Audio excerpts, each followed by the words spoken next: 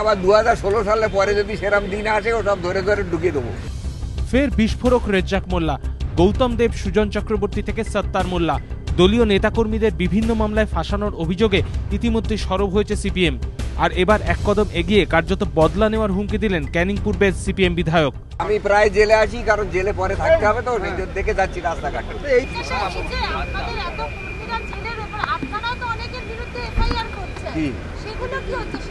সেগুলো আবার 2016 সালে পরে যদি সেরকম দিন আসে ও সব ধরে ধরে ঢুকিয়ে দেবো।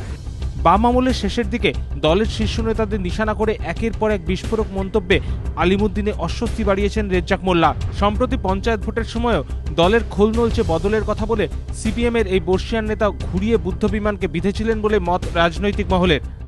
ঘামের গন্ধওয়ালা লোক যতক্ষণ না জোগাড় করা যাবে ততক্ষণ পার্টি ঘুরে দাঁড়াতে পারবে বলে আমার বিশ্বাস না। নেতৃত্বকে ওভারওয়েলমিং রিকনস্ট্রাকশন করা দরকার, রিঅর্গানাইজ করা দরকার, রিস্ট্রাকচারিং করা দরকার। না হলে কি হবে? না হলে হবে না, এরকমই ফল হবে। কয়েকদিন আগেই রাজ্য কমিটির বৈঠকে বুদ্ধদেব ভট্টাচার্য প্রকাশ কারারদের সামনেই দুঃখ প্রকাশ করে রেজ্জাক মোল্লা বলেন, আমি বিভিন্ন সময় সংবাদ মাধ্যমে নানা রকম মন্তব্য করেছি। নেতৃত্বকে আমি কথা দিয়েছি ভবিষ্যতে এমন করব না।